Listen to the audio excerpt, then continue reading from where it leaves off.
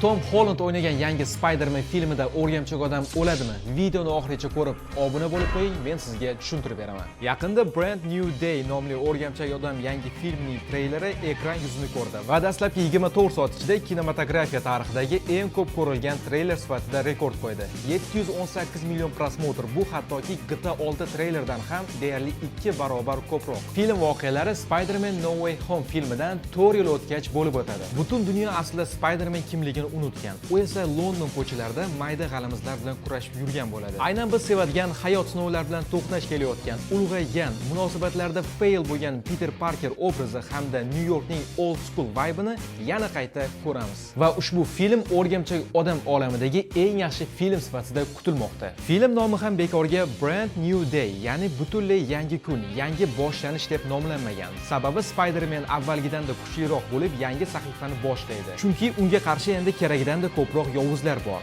Tombstone, Scorpion, Boomerang, Tarantula, The Hand va hali kimligi noma'lum bo'lgan Stranger Things filmidagi Sadie Sink. Ba'zi bir teoriyalarga qaraganda o'rgamchak odam filmda o'lib qayta tirilishi ham mumkin. Shuning uchun ham film nomi Rebirth deb atalgan. Biroq hali eng asosiy yovuz kim bo'lishi ochiqlanmagan. Siz esa izohlarda o'z taxminingizni yozib qoldiring.